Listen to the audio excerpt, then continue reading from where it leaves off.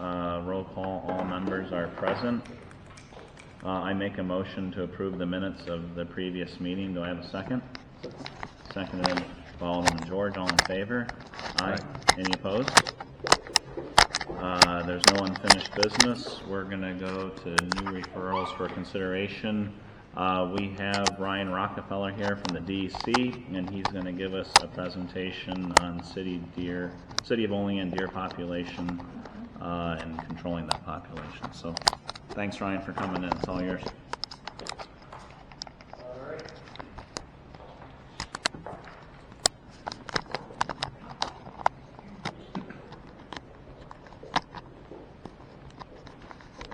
Do I need to use the microphone or I don't know? Okay. Alright, so yeah, welcome everybody. Thank you for having me. My name is Ryan Rockefeller. I'm a deer biologist for Region 9, New York State DEC Region 9, which encompasses most of all of Western New York. And I work right out of Allegheny, now I think about that control.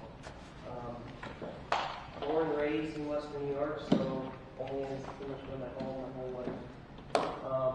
From some of the conversation I've already had, it sounds like you folks have spoken a little bit to your concerns and issues and where you'd like to go. So I thought before I'd even start, I might ask what maybe 2 or 3 of your major concerns actually are, if I can do that.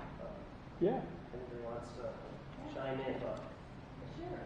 Just in our residential areas, traffic, accidents, our kids, our big things, ticks. Okay. That's a top 3. Collisions, ticks, and what was The children. Okay. All right. Were there any other?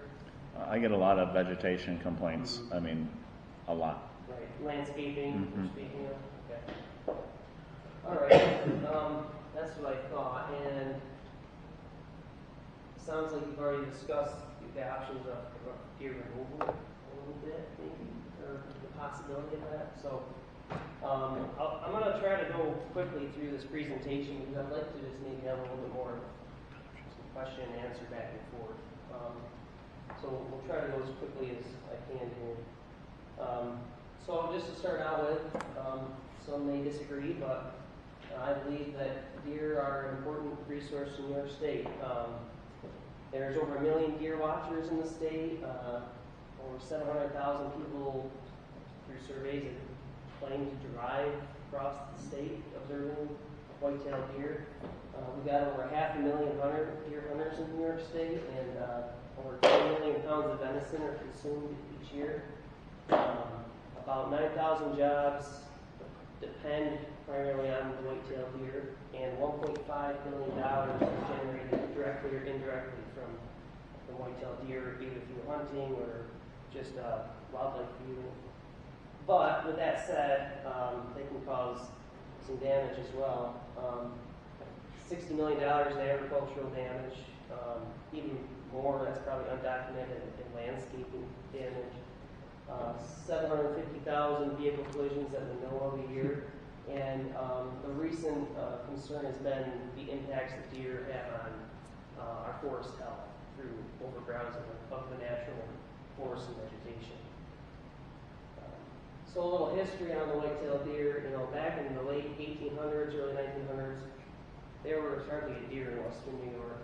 And through some protections of, against hunting deer, they rebounded, as you can tell from the graphic here.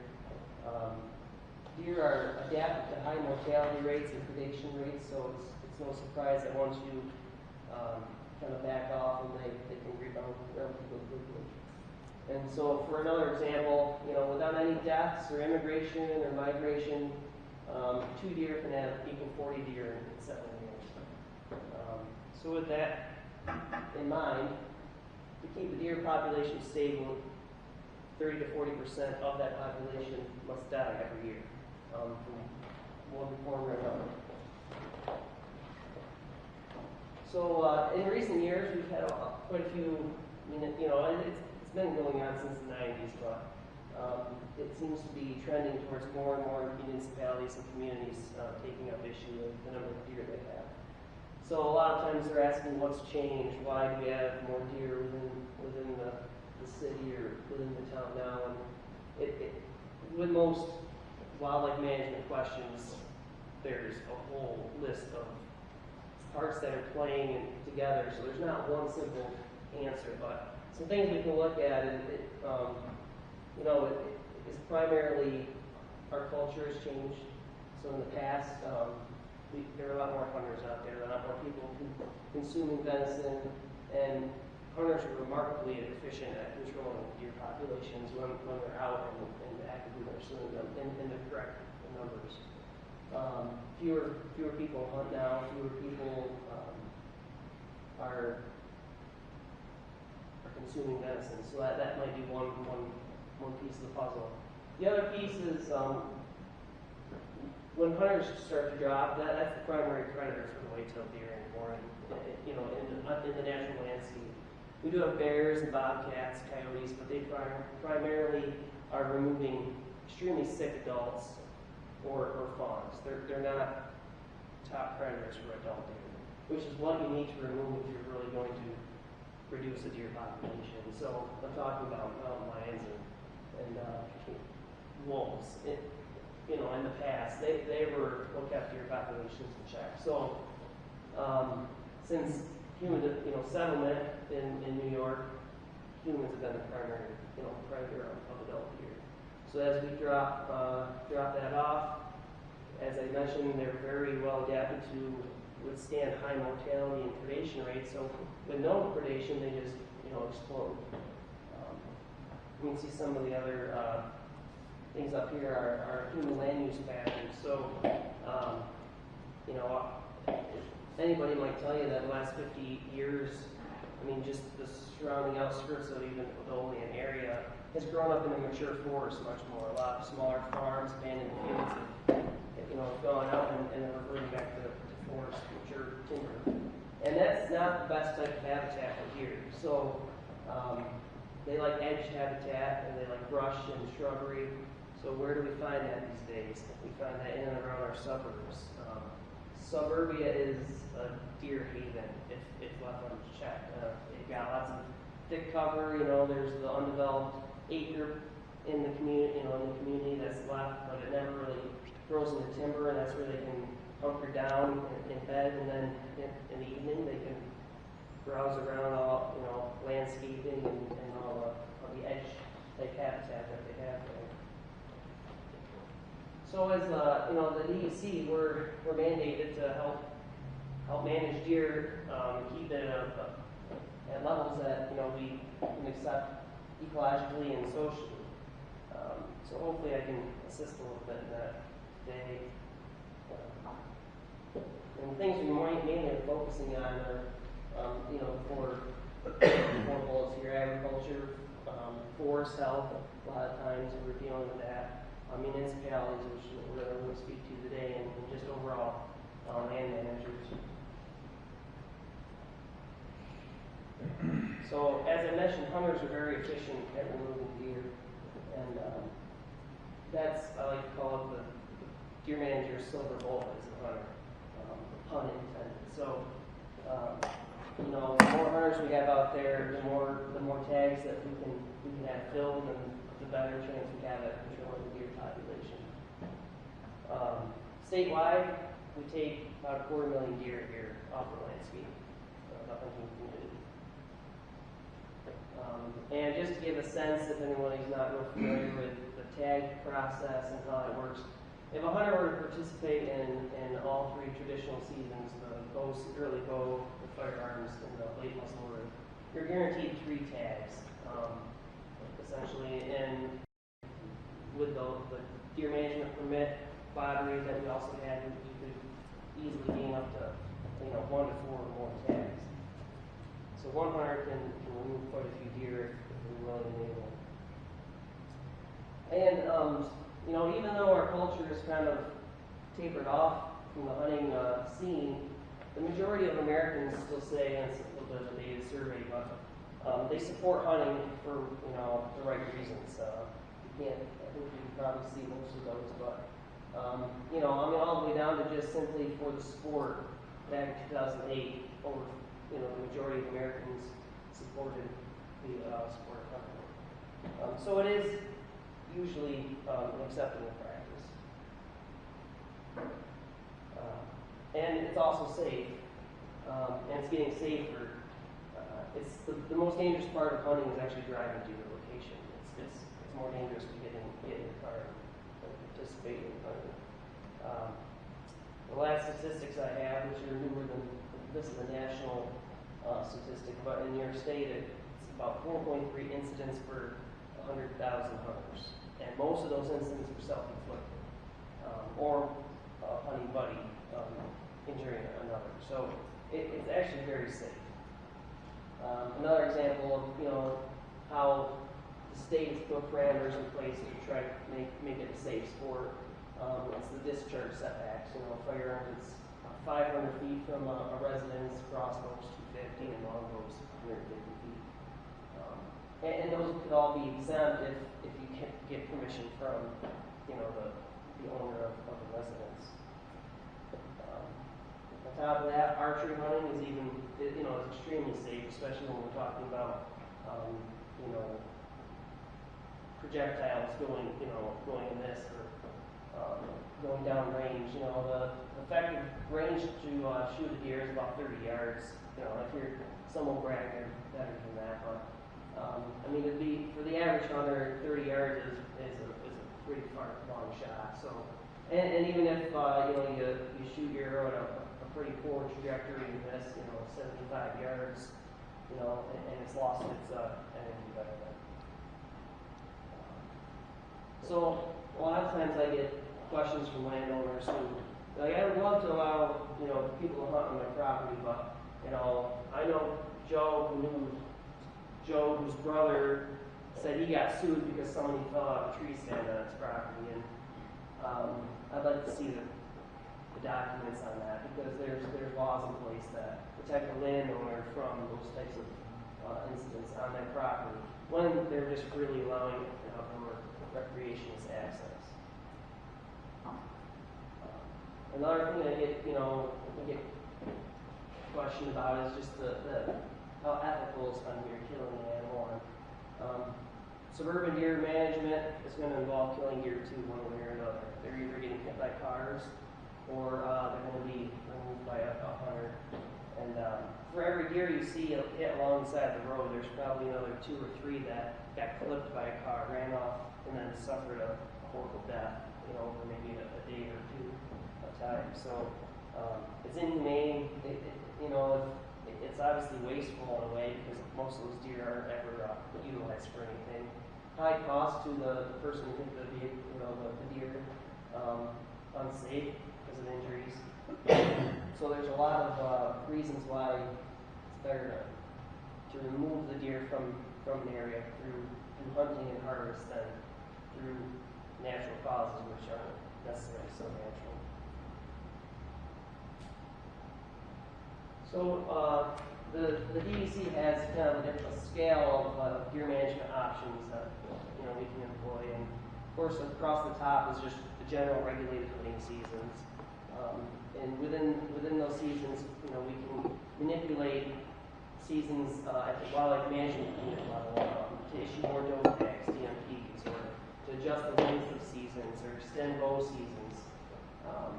Going down a little further, we can work with different communities or areas that have special hunts.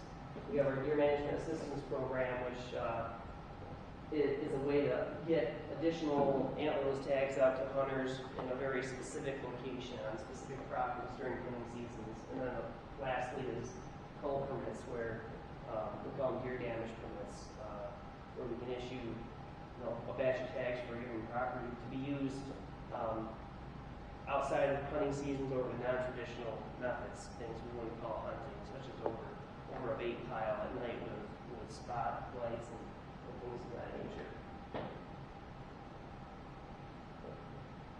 So, looking at suburban deer management, these 4 are kind of the way I like to try to tackle, the issue. And to the greatest extent possible, try to incorporate some type of traditional hunting into your plan. It's the cheapest, it's oftentimes the most efficient, and it's the simplest. Aside from maybe some ordinances and things like that that the municipalities placed on themselves, aside from a few areas in the state where the state has created laws to prohibit hunting. Almost all of the state is open to hunting, barring the setback rules and things like that. So try to allow as much traditional hunting as possible.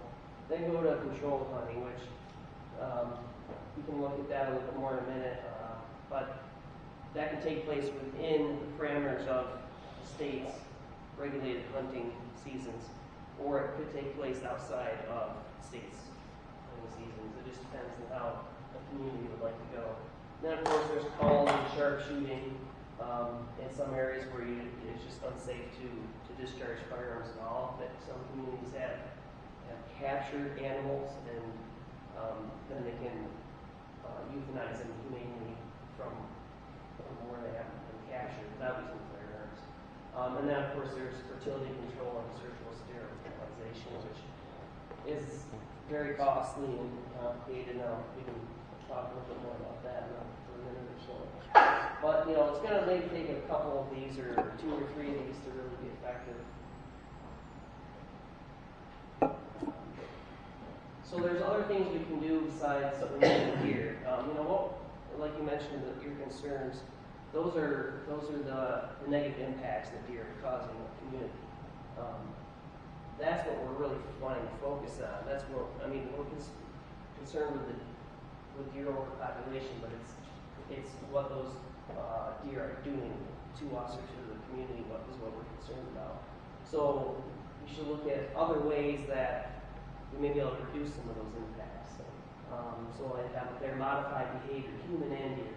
Maybe we can reduce speed limits in areas where we have chronic deer vehicle collisions. Maybe we can put some fencing up along roadways where there's poor visibility, where deer like to cross, and we can get them to kind of funnel down into a safer place where they can cross, or go under underpass or something like that to reduce those collisions. We can try to get humans to use different plantings or landscape plantings, or get used to the fact that maybe they need to put up some fencing during the winter time around landscaping, and discourage feeding deer during the winter. That could be one of the biggest issues in a city like Olean that's surrounded by deer country, just deer all over the place. Only can take a couple residents to throw some cracked corn out for squirrels. Then they get 2 or 3 deer that come in, and then it's 4 or 5 deer. And then those deer get used to human activity, and they decide one day they're going to venture into the middle of the city. And once they start to habituate to that type of human activity, that's when you have your issues, especially in the wintertime. So looking at ways of discouraging that probably go a long ways. I listed some towns. I didn't put that list together, but those are some towns and other parts of the state that have lifted ordinances or worked different ways to try to facilitate some hunting within their borders. And then lastly, when we do go to remove deer, if you're going to go like a culling type program, you need to find the areas where you can be the most efficient with that, because it is costly and timely. So you need to identify where you can go in strategically and remove many deer in one location, and with the least amount of time and money spent. So there's some more examples of trying to modify behavior, and I'm sure a lot of us all a lot of it's common sense, but it's tough to put in practice. And some of it's just not feasible or not financially possible. But there's some things to try. One thing is for certain, there's not really deer-resistant planting out there. If deer get hungry enough, they're going to eat anything. So, hostas are the poor man's food plot. So, you know, if you have hostas out there, it doesn't take more than a couple deer, and I mean, you might not have a overabundant deer problem, but you have something that deer really like. So in that situation, maybe a more less desirable planting would solve your issue, solve your dislike of the deer population. But in other places, you can plant the nastiest, most undesirable plant, but you do in fact have too many deer, and those deer are hungry, and they're going to consume it, you know, regardless of how palatable it really is.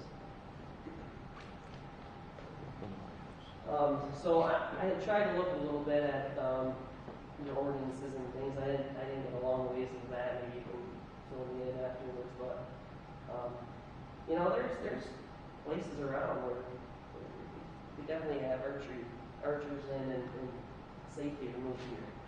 I don't know where the biggest concern is. I think I've received a lot of reports from like the south side of the city. It seems like along the river. It seems obvious. So, you know, if you can look at it that way and find areas, you know, either where it's city-owned or privately owned even, but allows some freedom or, you know, ways that people can get in and remove a few deer, even if you still need to do some type of a formal cull program. The deer that hunters remove are likely maybe different deer that you would have access to, and it's just going to help everything go down faster and more efficiently and probably cheaper. We've got a few slides on our deer management assistance program, DMAP. We can work them into some type of a program. A few municipalities have tried it.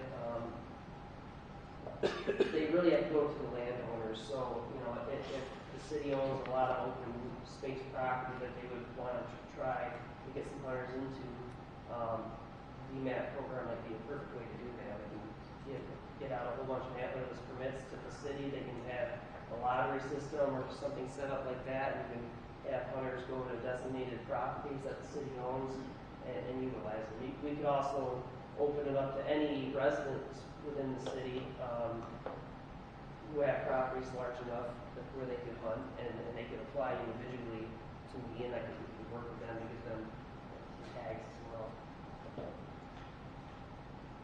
And I breezed through these, but I pretty much just explained who's eligible, landowners generally speaking. Deadline's tomorrow. Thursday. Okay, yeah. Well, we can work with you. There's reporting requirements, but we can get into that if you want to look at that closer. Controlled hunts, like I mentioned, there's two ways you can do it. You can work them into so they fit within the parameters of the traditional deer hunting season. So deer hunting season opens October 1st for archery and runs all the way into November. But maybe that's a time when weather's still nice, you've got a lot of people out walking and about. So you're like, we don't really want to have hunters out there.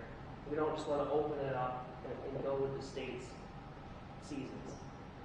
So you have the ability and power to move seasons around within our seasons. So maybe the last 2 weeks of the gun season and the muzzleloader season, November and December, you want to open up a 2 or 3 week archery only season. The weather's poor then, and maybe there's fewer people out. So that would require nothing from the state, from the DEC. That's all within your the city's ability and rights to do that. Now, if you wanted to enact some type of a hunting program that extends outside of our season, say in January or February, then we can still work that in, but it would have to be through a deer damage permit. So you would still set up a season like you do, then you'd apply to us with an application with some form of a management plan drafted, and then we can issue you some tags that you can then distribute to hunters. So it's a bit more involved, but there are municipalities that work that way. And again, I keep this up here because I get it put out for the liability issue. So I just mentioned deer damage permits, and we can use them for controlled hunting situation, but we can also issue them for a cull type program. And I work with many suburbs of around Buffalo that have these programs. And they work in all different sorts of ways. Some utilize volunteers, not in our region, but in other regions of the state. They hire sharpshooters, professional sharpshooters to come in. There's a couple different organizations that will do that for a charge, for a fee. And others use their local law enforcement officers. It's really up to the municipality to decide where they want to go with that. There's volunteers who do this, but maybe there's a little more liability there, a little harder to control, to trust what's going on. The next rank might be officers, in a sense, that you have on-duty officers that do that or off-duty, I guess. And then the last would be hiring a whole organization to come in and do some work, which can get really, really expensive. With all that said, it's, this probably is going to provide you with the greatest relief and fastest, because you can remove a lot of deer and you can probably almost get your quota for 7 square miles is the city only in. So, you may be able to do it in a week or two, and remove all the deer that you would need.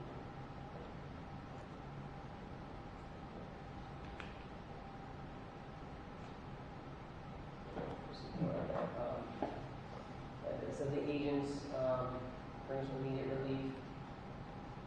And one thing I'll mention as well is a lot of times the question comes up, well, what do we do with all the deer? And oftentimes they're donated to the Venison Donation Coalition, which is an organization that works with the local food banks and pantries, and they'll distribute the venison. There's processors that would take the venison in, and they'll process, and then they pretty much grind all the venison gets ground in the ground up, pound portions, and then they distribute it to food banks. But typically, the processors do that for a reduced price, but there's still a cost, and that's usually picked up by the municipality. It might be $35 a year, which compared to 70 is quite a cut in cost. But that's typically what happens on whole programs. So fertility control, I can't leave that out. It's expensive. It really hasn't been proven effective anywhere other than on an island, where you're completely separated from any other deer that can enter or the location. Staten Island has done it, and they're claiming some success on there. I think there's still a few to really know for sure, but it can have some. Depending on the feelings and the desires of the community, it really comes down to cost. I mean, if the community is willing to pay a lot of money, they can be successful. The issue is always the money, and also you almost always have to do some form of deer removal on top of it. Otherwise, it could take 10 or more years for because essentially what you're doing is you're just going to wait till those deer die off, and old age or get hit by cars, which deer can live well over 10 years in the wild if nothing gets them. So it can take a long time to see it without doing some form of culling as well. There's contraceptives as well. So there's fertility. There's sterilization, which is where you go in and surgically,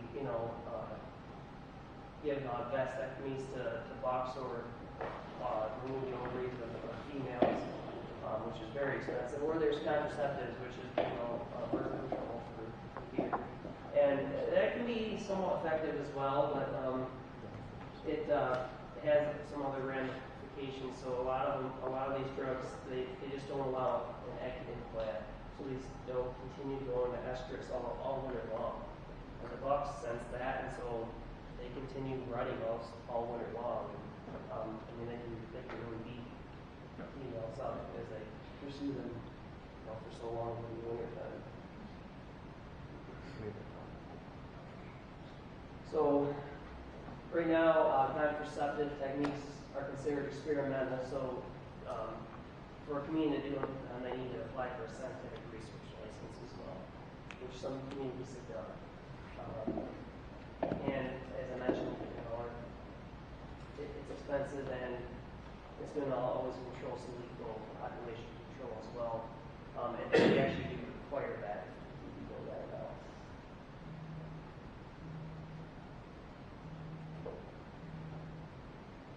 So just a few things to go back over. Try to allow some private-public access to property for hunting. Look at controlled hunts and the options there. And I'm always here to help. If you something you have an idea, just you can run it by me. Just let you know if I think it'll work. Deer damage permits can be the most efficient. They're a little bit more expensive. And there's other things that you can do as well. But we're trying to get crossbows legalized a little bit more for hunting, and it's been difficult. We used to think we were allowed to for sharpshooters to use suppressed firearms, and we were told that was not correct. So that's caused some difficulty in some municipalities because now there's certain people who are going to obviously hear gunfire, and it causes a little bit more concern and a stir, and it's making it a little more difficult. Those are the ones I recommend looking into, I guess.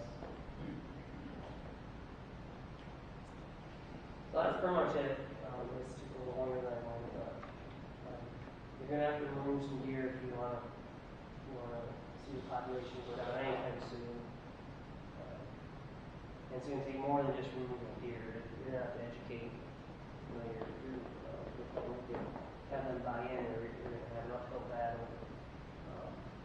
And it's going to be continuous. It's not a 1 year thing and you're done. It's going to, once you're in it, you may go pull off for a year or two, but most communities realize pretty quickly, again, all they're doing is a call. They're going to be right back at it again in a year or two because the deer just rebound. Some areas have hit calls really hard for a couple of years while also implementing some type of controlled hunt. And once they've gotten the numbers down, the hunters have been they've been able to kind of sustain the population and hold it down once it's down. But when you have that limited access like you have within suburbia and cities, it's hard for hunters to get to all those places to remove the deer until you get them down. And then the ones that they do remove is effective. So I don't have the recommendation, but those are the options that I can help you in any way I can. How much are the call permits for municipality, and how many would a city like Olean get or need? A cost? Yeah. There's no cost. There's no charge for the permit. No, there's no charge for the permit. And the way it works is, so it's a deer damage permit, called permit. For a municipality to apply for and receive a damage permit, they need to have some type of deer management plan in place, written on paper. And I've got some examples I can share. It doesn't have to be, a dissertation from somebody with a PhD, but it's got to have a little meat to it. If you want to be able to see, we want you to identify where your issues are, what your issues are. So deer vehicle collisions, complaints from residents of landscape damage, concerns about the number of ticks that residents are observing or getting on themselves, things of that nature, and trying to set up a framework and how you can monitor those things over time. So Amherst is a great example. They have what they call their deer vehicle accident management program. That's what they call it. So Amherst really they're concerned about their deer vehicle collisions. So they record as many and all deer vehicle collisions as they can within the town of Amherst. And over time, they've seen that drop in conjunction with their culling program. And it's just a way to prove that what you're doing is working and to see where you're at. There's really not a set number. I mean,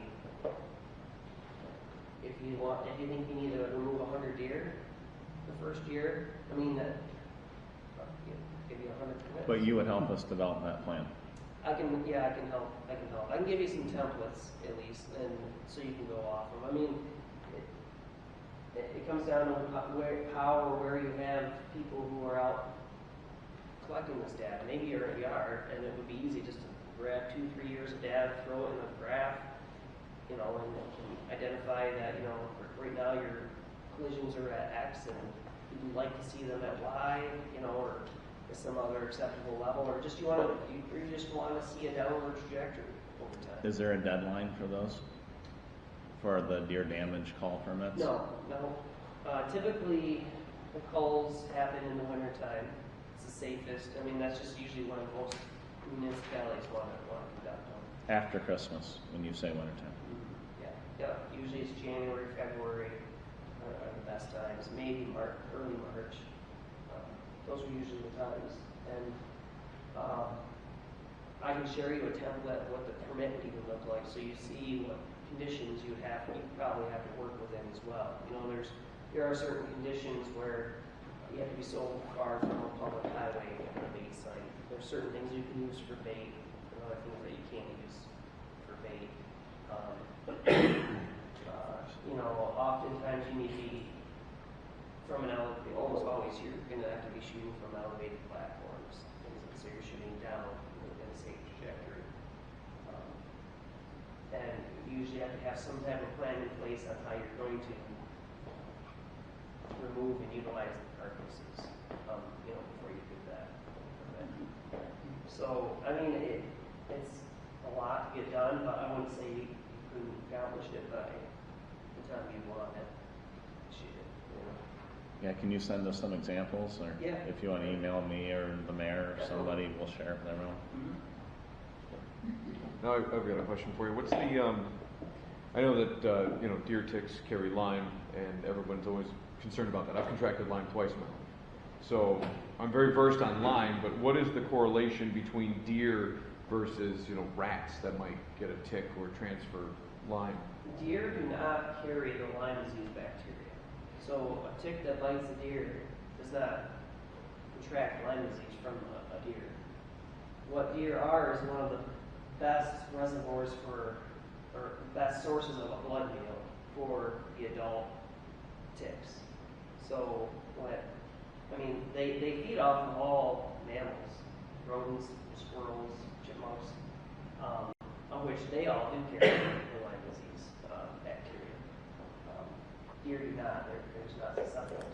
But it's been shown that higher deer densities increase the tick densities because there's just so much more surface area, so many more ticks can get a blood meal. They need full blood meal, and then they can lay their eggs. So that's where the correlation is. Deer just will increase the tick population. They don't necessarily increase the number of ticks that have Lyme disease, but they can help spread it. And a tick bites a rat, it will now have Lyme disease. Next tick that bites the rat will spread the Lyme to the other ticks. Correct. Or a tick will have a blood meal on a deer and will lay its eggs. Then those nymphs, there's thousands, millions of nymphs, larvae, and they feed on small mammals who carry the Lyme disease. And then those are then what attach on to the human and contract it. So they just exacerbate the problem. And how few deer you have to have on the landscape to actually notice a difference, nobody really knows. But I guess common sense, you would think fewer deer provides less blood meals for ticks, so it should reduce the number of ticks, which reduces your chances of contracting Lyme disease. But yeah, so they're not the spreaders of Lyme disease. Actually, it is small animals. Do you have examples of cities like ours that actually engage in that control fund? The city of Ithaca has done different things over the years. I know up near Cornell University, they're always trying different things. It's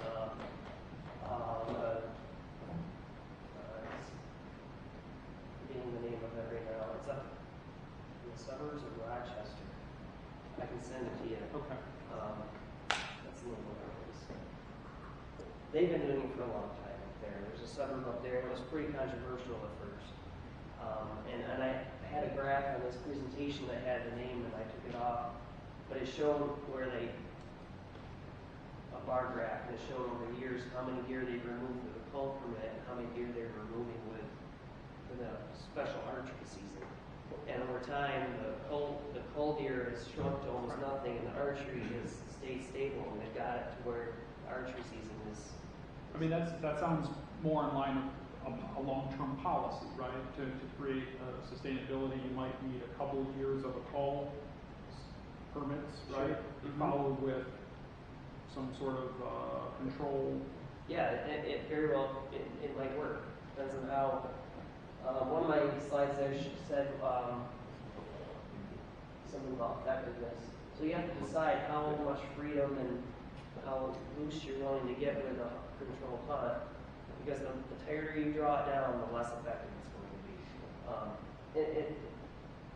And it's going to be more of a turn off to hunters. I mean, they're going to have to invest. You know, there's been places where they want to have a hunter sign in and sign out, or call in and call out, and pick a tag up, take it out, and come back and drop it off. And it's not as, I mean, it's not as favorable to a hunter. Is the controlled hunt the one that has a deadline that's the August 1st, or is that, what was the deadline August 1st? The August 1st deadline was for the deer management assistance program, so that could be tied into a controlled hunt, but it wouldn't necessarily have to be. So we could still have That's it. just a program for a landowner to obtain additional antlerless tags to be used during the hunting season. So we could still have a controlled hunt even without the August 1st deadline. Yep. Okay. And yeah, I mean, a control hunt can be, it's just a name for something a little more restrictive than what the state already has in place. So, you know, if you require all, you know, you're just saying that you can archery hunt within the city, but you have to do it from a tree stand at least 10 feet in the air. That's a control hunt, because the state doesn't require that you shoot from a tree stand. So, I mean, that's all.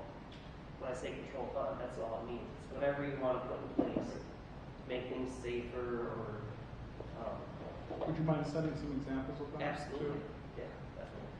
Now, let's say when you set up a control hunt, do you publicize it or let the user know what's going on? I definitely would. Yeah. That should be part of the policy. Mm-hmm. Yeah. Education and informing the public definitely should be probably at the forefront of anything you're going to do. I mean, because if you don't have at least a majority of the buy-in, it's going to be difficult, very difficult. I know a lot of them, you know, the towns and municipalities, obviously, can become very controversial. If you can get through the storm, it seems like things die down. You know, once it's not a hot topic anymore, it goes away. And they're still, you know, it's been 10 years and the community is still conducting the same thing that they were doing 10 years ago when there was, you know, death threats and nasty grams every other day, and now you know, there's not even a complaint. So, and the same thing is occurring. So people learn to, you know, accept it, I guess. Does anyone else have any questions? I know we have a full itinerary tonight. But Mayor, do you have any questions? Anyone else? Brian, I really appreciate you coming in. Thank you very much. You have my email address, so my number, just call me. All right, and you'll send us some examples of the permit and the plans and stuff? Okay, thank you very much. We'll move on to letter B on the agenda, East State Street, South Union Street DRI projects. There's an altar presentation to council. Thank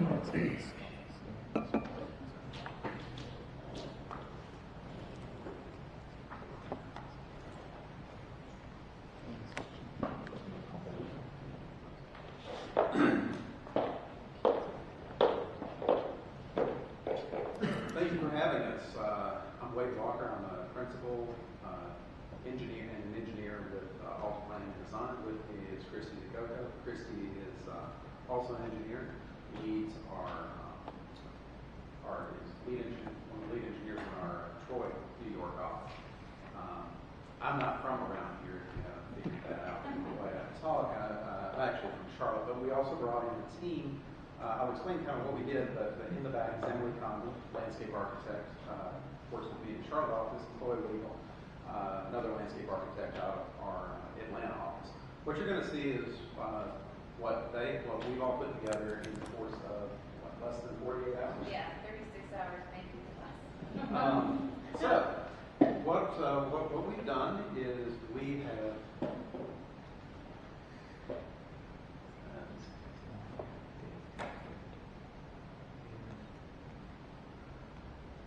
planned out.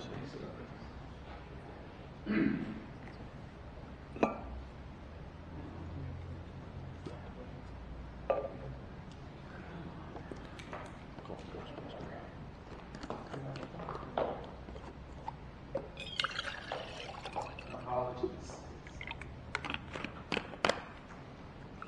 Try what we did earlier in the other room.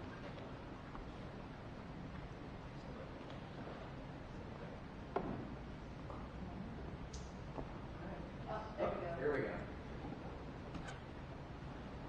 And we're going to go let's back here on the So what we're going to go over tonight, we're going to try to be quick so we have time for some discussion. We're going to try to limit it to about 20 minutes to show you what we've come up with. Basically, we'll tell you a little bit about who we are, why we're here, and then what we did over the course of the past 36 hours and the results. And then we'll have some time at the end for questions. If you're not familiar with Alta Planning and Design, we're one of the nation's leading multimodal active transportation firms. As such, we deal with facilities like you have in your downtown. You've got a great project on North Union. I'll talk a little bit about that in a minute. But you're looking at extending it through these DRI projects to both South Union and East State Streets. This is what we do. We don't do highway projects. We work strictly in active transportation. Places where people want to be able to have a choice about how they move around, i.e. not just locked in a car where they feel safe, biking, walking, taking in things, and in the context of the downtown, spending money in that downtown from an economic development perspective. We take it all the way from vision, all the way through reality. So we do the heavy engineering as well as the thought process. You've already had a really good experience with this idea of a complete street and a streetscape and really enhancing multimodal on your North Union Street project. We've talked amongst ourselves. This is actually one of the best projects we've seen in the state as far as the level of the aesthetics, the incorporation of the different elements such as the rain gardens, such as the bike lanes, the lighting, the LED lighting, the use of the banners and the placemaking, creating space for pedestrians. The crossings with the RFPs. And you're getting out of it exactly a lot of the things that you wanted to. So you're getting the stormwater enhancements, you're getting bicycle usage on there, albeit for every one of these we saw, we would see 2 to 3 more bikes on the sidewalk. We'll talk a little bit about that and how that influenced our concept development. And hey, you got squirrels. It's great. I love the squirrels. I love the artwork and the public art and being able to tell that story. But you created space for that and to really be able to celebrate that. So let's talk a little bit about this guy on the bike. And as you can see, he's not quite in the bike lane. He's kind of shied away from the travel lane. And that's one of the things that we see. If we look at the makeup of cyclists. You have about this 1% that you see the people clad in spandex that are riding bikes that are more expensive than 80% of the cars on the road. We call them strong and fearless. They're going to bike somewhere regardless. They'd be on the interstate if they could. They really don't care. You also have about 30% of people that aren't going to touch it with a 10-foot pole. That's this guy walking the dog outside the car window. That they don't want to do it, they don't think it's safe. However, you got about 69% that are what we call enthused and confident, that are willing to ride, that are more leisurely riders, but they're willing to use facilities where they're not separated from traffic or where they're riding with traffic, as long as that traffic's controlled. We also have this interested but concerned. Now, this 70%, so the 60% of the interested but concerned, they like a little more separation. There's studies that have shown that they don't want to be right up against moving cars. Interesting thing about that, of that 69%, that 9%, you can be in that 9% when you're by yourself. And like when we're riding with our kids, we fall back into the 60%. So we want to make sure that we provide facilities that work for all ages and abilities. Some of the things that we've learned, and this is national guidance that's been prepared just over the past 10 years, is this idea of separation.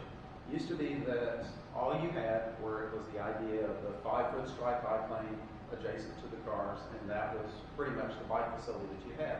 Then we got into the shared use, the sharrows on the roads, where you actually shared the road. You could make delineate the drivers that sharing was taking place. What we're starting to see is now, in taking the lesson from what we saw over in Europe, is these separated bike facilities. Knowing that people want some physical separation from moving cars, and actually looking at things like side paths, shared use paths, and what we call the separated bike lanes, where it's a bike lane, but then instead of just the stripe, it's got a wider buffer, and in some cases even a planted strip. This is an idea. This is one in Jackson Hole, Wyoming. This is actually almost a hybrid of a shared use path. This is a raised one-way bike lane, and what they did is they took where the old sidewalk in Jackson Hole, they had the old sidewalk that was adjacent to the road, and they put a new sidewalk on the other side of the lights, and then they designated the old sidewalk for bicycles. So they actually get some separation between the cyclists and the pedestrians in that situation. This is a recently completed example, one that in my hometown of Memphis, Tennessee, that we helped them with to actually make a connection between two parks and a greenway, an on-road facility. This is a two-way separated bike lane. As you see, you have angled parking that fronts up against the separated two-way bike lane. It runs right in front of the businesses. You see the sidewalks. They've just completed this streetscape there that actually, again, really has enhanced economic development to the tune of 30 new businesses, over $30 million of reinvestment in this corridor in the past 8 years. So Christy's going to take it from here and talk a little bit about the other elements that you guys on your North Union project started out with, and that's roundabouts. Yep. So thanks. We have, there's no shortage of roundabouts on North Union Street. There's a series of 5 in a row or more, and we've heard over the last couple of days about how some people are still really not sure about the roundabout process. But what we're seeing, or at least what we think that we were trying to achieve, is a safety perspective with the roundabout. So less severe crashes as they would normally occur in a signalized or an unsignalized intersection. Roundabouts help promote that because of the circulatory roadway. A placemaking element. When you're coming from 16, the first roundabout that you hit is very much of it brings you right into the city. We've heard comments over the last day or so how that vantage point, you can come and see down right onto North Union Street and see all the landscaping and the lighting. So it offers that sense of, hey, something is different here, and I'm entering into a place that I'm not quite sure what it's going to look like, but it kind of feels definitely different from the rest of the surrounding area. They also slow traffic. That was another thing that, as last night the 4 of us were eating dinner, we recognized even without the pedestrian traffic and the congestion that you're feeling on North Union, people are pretty respectful. They are driving slower without any other terms of, constriction from pedestrians. Signals. The signals entry to special place. This is a very similar idea. The pedestrians and bikes can easily be accommodated to the design. What we've heard over the last day or so is that the bikes, in this case at North Union, they are in the bike lanes, they get to the roundabout, and they're not quite sure how to maneuver. And that's something that can be addressed much easier with some of these separated facilities where you can have some buffers and a dedicated space for the cyclist to maneuver through the roundabout. And then obviously following the design guidelines. So with all of those objectives, here are your results. These are real data that has been provided to us about how the roundabouts are performing. They're doing really well. You know, you're having a reduction in collisions, you're having a reduction in injuries, you're having a reduction in collisions with pedestrians and bicycles. So all of that effort that has been spent, and the money and the time and energy on those roundabouts, at least on North Union Street, they are performing, and they're performing really well. So something is working, and I think this is really the testament of how things are functioning. So roundabouts, in addition to the pedestrian facilities and the bike facilities, they're all part of what we consider complete streets. In 2011, New York State basically put this Complete Street Act into law, and it's now something where all across New York State, nationally as well, but we're in New York, all across New York State, we are thinking about complete streets. We are no longer vehicle-centric focused, mostly for the fact that people want to have an opportunity to do something and to get around in another way besides using their vehicle. This is just the language that's here, but there is a huge amount of benefit for individuals that are using these non-motorized forms of transportation in the form of health and then economic. Wade mentioned that, how these developments that we've seen, the Hamline being one of them, has produced an economic boom. I think even here you're finding that the businesses that you have along North Union Street are really taking advantage of the space that has been created outside of their businesses.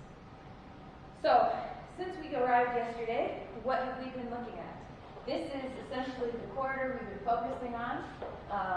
This thing must be dead. Oh, there we go.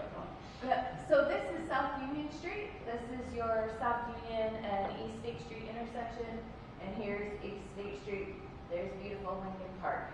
So what we have been looking at is basically from the intersection of Green all the way to East State Street on South Union. And then from North Union all the way down to the bridge. The bridge is kind of cut off in this image, but that would be down here. Our project objectives. I'm not going to read through these, but basically we're trying to build on what has already been done. Everybody that came in and kind of spoke to us over the last day or so, they all had the same thing to say, generally, the same positive thing, which is we feel really proud of our North Union Street. We feel proud of the work that we've done. We enjoy being here. We enjoy walking here and seeing all the green infrastructure and the landscaping. So we want to build on that success. We also want to improve the pedestrian and bicycle facilities. Wade talked about, this 69%. You can see from the guy earlier in the photo, the bike lanes are great, but they're not enough. They don't go that extra mile where, in my case, my two daughters and the third on the way, we would not be riding on those bicycle lanes just because my kids are young, 5 and 7. It's just not what we're going to do. Now, if I was by myself, yeah, no problem. But it's the same thing that Wade was, talking about with that 9%. We also want to have better connections. The interesting thing about, I want to take you back to this image here. Sorry. The interesting thing about these two corridors is that they are bounded by parks. So there's a park here, the War Veterans Park, and then you have I can't say the name, Show Park? Show, sorry. So that park there. So you have the potential to get recreational users going from one park to the other. And what is the best way that they're going to do that? Right now, they probably would use a lot of these back streets where traffic is a little bit less. But by creating facilities that promote a little bit of separation, you may find them frequenting South Union and East State Street and spending their money along the way. Also, enhanced safety for all modes. We have evidence that shows as soon as you lower the vehicle speeds, everything kind of just calms down and the process is a little bit easier through the corridors that we're operating through. So even if biking isn't your thing, just the presence of biking really takes that scale of this massive pavement and brings it down to feel a little bit tighter, and it draws the awareness to the drivers. And then obviously, who doesn't want to live in a beautiful community? I mean, we live here, right? You want to live, work, and play all in one space. Beauty is part of it. You don't want to live in somewhere where you don't feel good going down the street every day of the week. So the charrette, the thing that we've been doing for the last day, it's me and Bob taking a walk, and Bob Ring taking a walk and talking about some stuff. We basically had 3 meetings. Yesterday morning we met with some of the city officials, so we could kind of talk through the things that they like, things that they would like to improve upon or change. We had then another meeting in the afternoon with the CEO Alliance and various stakeholders in the community to hear what their concerns were. There's often times where the business leaders may have a different perspective than the city leaders, and so to hear those 2 different sides of the story, it's really important to make sure that we're getting the bigger picture. And then this morning, we also had, we basically did a walkthrough. It was raining, so we took a look at the Google Earth images. Here's Emily and Chloe, hard at work, doing our design. And this is the result. So this is our draft concept. It's a little small to see here, but this is South Union Street. What we're showing here is a roundabout down at Green and South Union. This is the Reed's Food Mart down on that northeastern quadrant of that intersection. We are also showing the median, similar to what you had already in North Union, very similar concept. The difference here is what we've included is a cycle track. This is kind of what the cross-section would look like. You have parallel parking. If you're looking at this, this is as if you were heading north on South Union Street.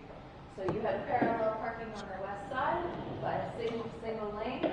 Your median, just like we have up on North Union Street with some green infrastructure, landscaping, all of those beautiful elements that really make this place special.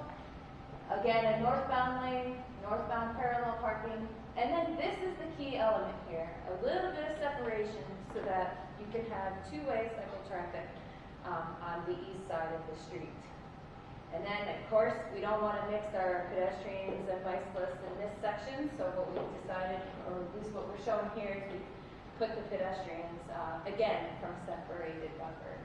So in more detail, this is the roundabout. Now, I want to remind you that this happened in less than 36 hours. We went from having essentially nothing to having this. That's why the big letters up there say draft. Yes, it is a draft Full concept. display. So, we have to be mindful of that when we're thinking and looking at these, because there are impacts and issues that we have to work through. We heard today from the mayor about Reed's and their parking. We heard about the Baptist church and their funeral procession. Those kind of details need to be worked out, and they are not worked out in this. This was to pull the general concept together. As we progress through design and final design, when you get a consultant on board, that is what we'll look at during that time. One thing I want to show you about this is, some key elements here. Now that at Reed's, they're parking right up against the curb line, and that's something we really would like to try and address or at least improve upon. It's a sea of blacktop over there, and if there's any way we can add some green, I think it would really change the character. This is this is Irving Street, and this is the intersection of Henley, East Henley, West Henley. So we're carrying basically, the same section through where the cycle track and the pedestrians. And then as we head north, this is the tail end of the roundabout that you have at South Union and East State Street and North Union Street. So it's that same, in this location we have added a little bit of parking, some of the angled parking that complements the parallel parking on the eastern side. This is what we're looking now at Reed's Food Mart north of Green Street. This is what it looks like today. This is just a potential what it could look like in the future. Just the addition of the green. In these, we have laid this out using, the known dimensions that we have for the roadway. We basically tried to incorporate the elements that we know everybody is favorable for, and the elements that we think can really take this portion of the street to the next level. So, on to East State Street. This is showing you the entire corridor again. This is the building that we're in now. This is the Southbury and East State Street intersection. And then it continues down past Century Manor, and then the bridge is right over here. So let's take a little bit look into more detail.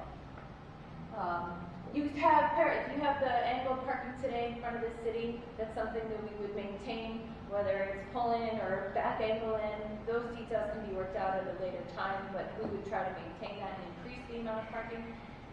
Given all the elements that the park brings to the table, we really want to make sure that people have a way to access Lincoln Park. The roundabout at Southbury Street, it's tricky. It's really tricky. It's a tight intersection. There's a lot happening there. You've got the park on one corner, you've got a historic building on the other corner. Again, this is a representation. It's pretty close, but there's definitely some work that needs to be done here as far as impacts and making the finer details work. The key element of this one, on South Union Street, we're talking about a separated cycle track. Here, we're talking about a shared use path. The corridor is a little bit different in the sense that it's more residential. You have homes right up against the side. The corridor in general is a little bit tighter than the South Union Street, and we don't have as much room to play with. But we still really wanted to provide that separated facility for bicyclists. In this case, bicyclists and pedestrians are mixed, but they do have access to a trail at the eastern end of the corridor. So this, you can see up here is the shared use path on the north side. We would continue to maintain, essentially, nothing really would change about the sidewalks on the south side. They would remain as they are. Crossings would be implemented like they are today. The crossing that, what's showing here? Yeah, I think it's one of these crossings here. We talked about possibly implementing one of the RFBs, the rectangular rapid flashing beacons, similar to the ones that you have on South Union Street, just because of the volume of pedestrians that you have crossing the intersection and the type of users that you have. You know, there's the Century Manor, there's the American Legion, and then there's the, I forget what you call it, the Derby. Probation House. Yeah. Derby. I don't know what yeah, okay. So, you know, you just have a lot of people walking through there. And the goal, ultimately, would be able to carry that shared use path to the bridge to where the trail is on either side of East State Street. So, with all of this, there's more that we can do. In addition to, you know, creating the spaces for pedestrians and bicyclists, we also want to create places where people really want to be. Last night when we ate dinner, we ate out on North Union Street and it felt great. It was nice. The weather was kind of mellow and it was just warm enough. It felt comfortable. And it was a really nice place to be.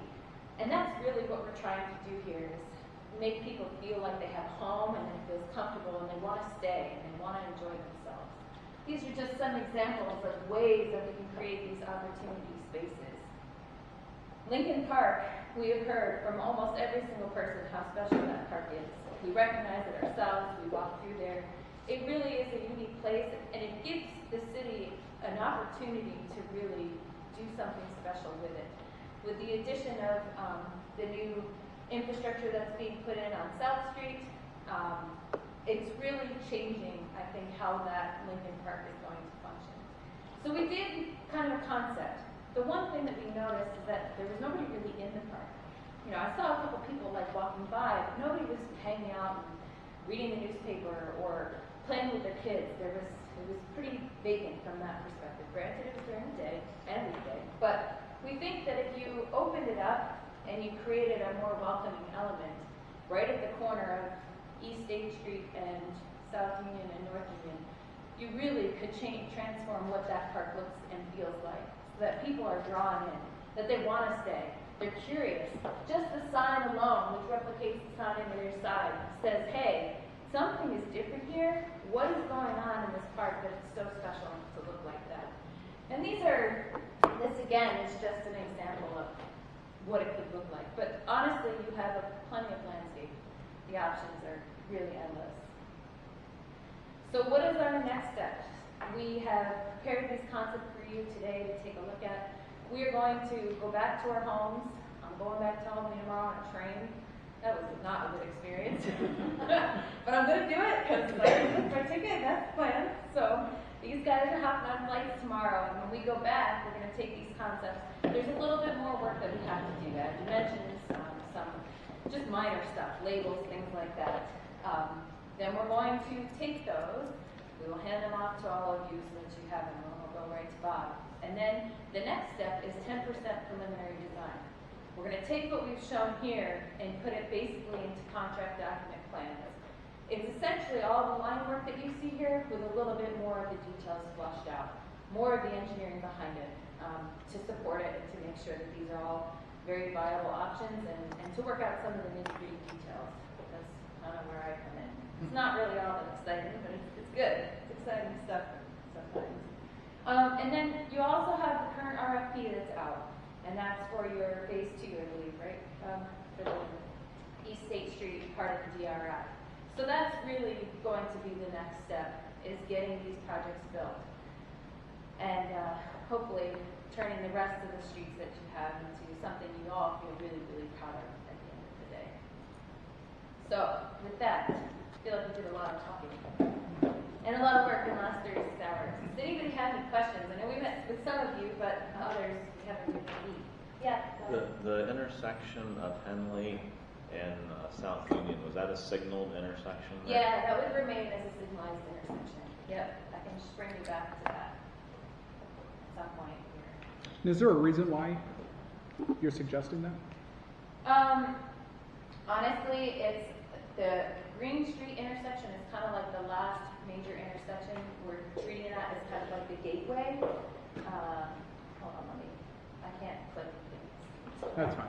So really, yeah, this is the Henley Street intersection. That's probably the greatest reason because of the fact that it's a gateway opportunity. You know, if you don't do anything with Green Street, and especially because Reed's is right there, you know, it's a sea of asphalt right now. If that's the first thing that people are seeing when they come from the south, it's not the very first thing, but you know, it's one of the more noticeable things. It just doesn't have that wow factor. We would obviously need to take a look at, you know, the accident history and some of these other things as we get way more into detailed design. But that's, I would say, primarily the number one reason. East Henley also has some grade complications that have to be worked through, you know, with curb ramps and things like that. Some of the curb ramps are pretty steep. I would venture to say they're probably not ADA compliant. But, you know, those are, again, final details that we work with. Was there any thought to having the traffic coming from East and West Henley into South Union have it be right turn only? We did talk about that. There's nothing here that we've done with preclude that from happening. It's definitely worth considering. I think it comes down to what's happening outside of the East Henley, West Henley border, like what's happening beside there in the rest of the surrounding transportation network. We would really have to see what is kind of the movement that's happening and does it make sense. You know, there's always going to be a little bit of hesitation when you change things like that because someone who lives on East Henley or West Henley, before they could make a left and get out and go south if they needed to. Now, if we force them to go right, they have to go up to the next roundabout, come down. You know, I mean, that's typical things, right? This is nothing that we wouldn't anticipate, but there's nothing here that would preclude that, and it's definitely something that could be explored for sure. So I just want to say, I think, very great, just a great job. And I want to just make a note and go back to your initial, what you said, and make sure that Times Herald caught it. But you said that North Union Street is the best that you've seen in New York State. Yeah. Without So a doubt. I just want to make sure that is captured. Yeah, so that's without a awesome. doubt. That's awesome. Yeah, of what we've seen, I think, as far as the elements that you incorporate, Right. you know, we have a toolbox of measures for complete streets. You guys have checked a lot of boxes with that, and it's a really, really nice, aesthetically pleasing, and inviting place that people want to spend time. I would say that there are locations across the state that are doing one, maybe two of these things. I had in my own community, the last project I designed when I was pregnant the last time was a complete street with 2 roundabouts. I now live in that community. We got the roundabouts, we got the kind of the traffic on, we didn't get the bikes, we didn't get the landscaping, you know, so there's places all over that are doing various elements, but they're not doing all of the elements, and that's the difference. It's going from, yeah, this is a great idea, to holy cow, this is completely transformative, and that's what I think we're seeing here. And I will continue to beat this dead horse. I know I've talked a lot about it, but it's amazing to see we need family-friendly bikeability in our community. And it's great that they took a first step to try to put a bike lane down Union Street, but and you guys pointed it out, there's no way I'm going to take my kids down there. Yeah. And to have a concept like this, I'm going to say, kids, come on, let's jump on the bike and let's go from park to park, and I know I can get from point A to point B safely. And just incredible. Very, very good. Great. I actually didn't realize that this presentation was coming on tonight, but I was at Lincoln Park last night around 6 o'clock, and I haven't ridden a bike in like 5 years, and I hopped on one, and I had to go to a meeting at Lincoln Park, and I hopped on a bike, and I actually took the first time down the bike lane. So it's just kind of funny that this is all happening, and I don't know if I'm in that top 10% because I just hopped on the bike lane and I jumped right in the roundabout, people looking at me sideways, and I just great. hopped You're right in. better than me. I don't know if I would. No. I got like a baby seat and a trailer off the back. No, my kids are like 4 and under and an 11-year-old. So, I don't know if I'm prepared to send them in it right now. These are good ideas because, I might start training them, but... Yeah, right. Well, the roundabouts are tricky. They really are. And so the one thing, since we're talking about this, I just want to point out to you, hold on, I gotta get there. I don't know why I went there. Down here. You can kind of see it here. This, we got to fill this in a little bit, but this is the shared use path. It comes and it crosses the split islands, and then it continues.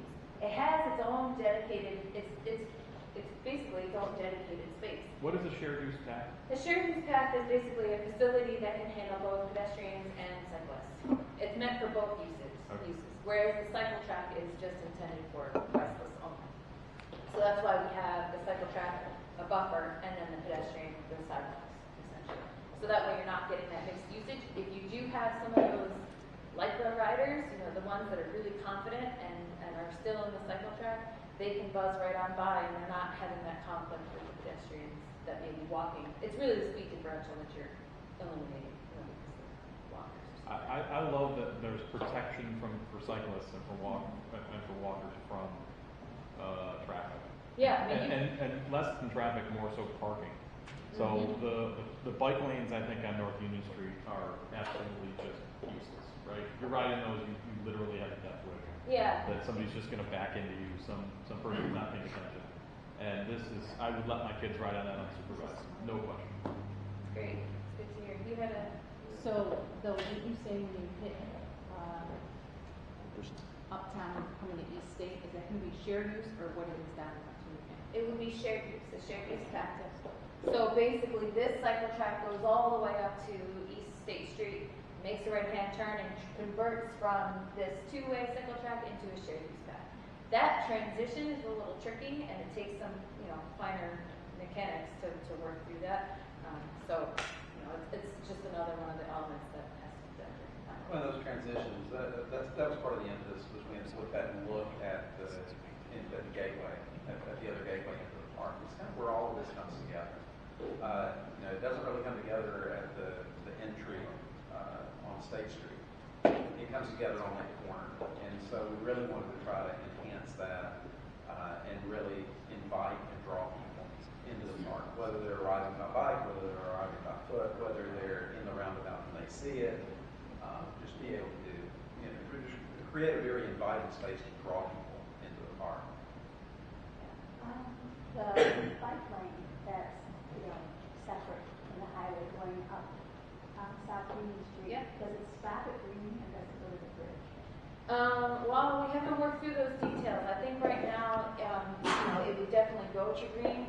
If I'm understanding correctly, I don't believe that there's funding right now to continue south. Okay, I'm just thinking there's a whole neighborhood up there. Yes, and there's the park down there too.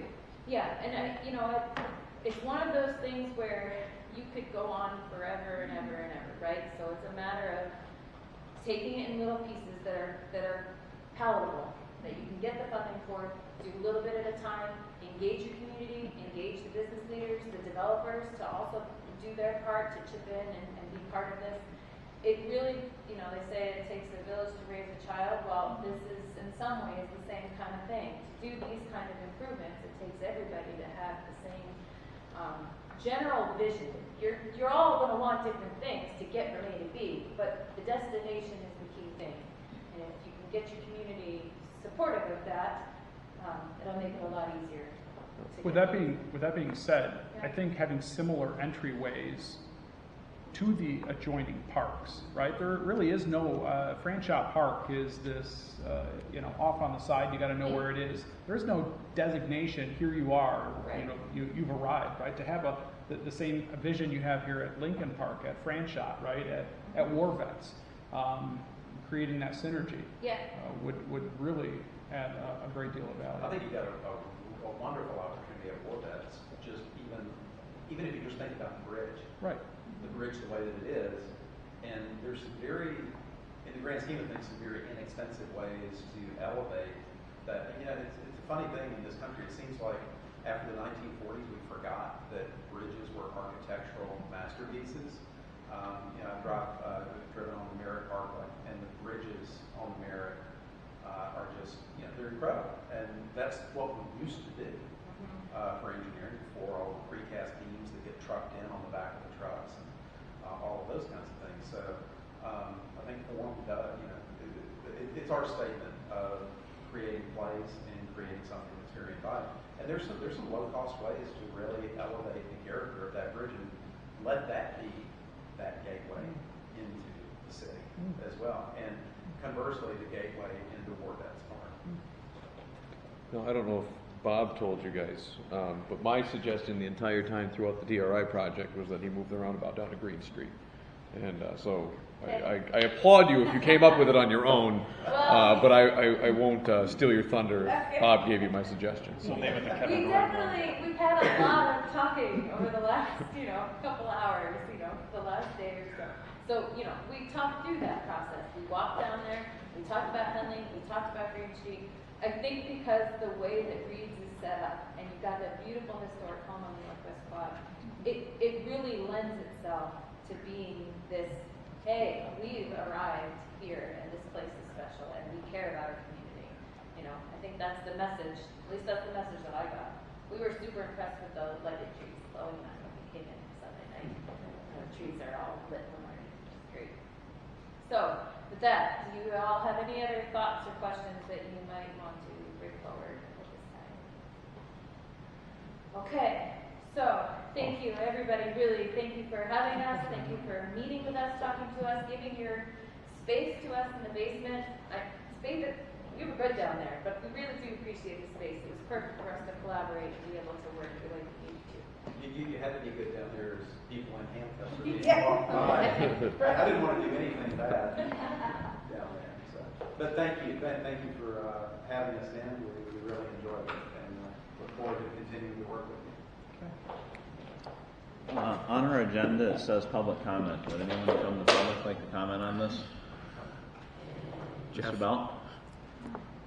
Thank you all for your community service and your leadership. Keep going.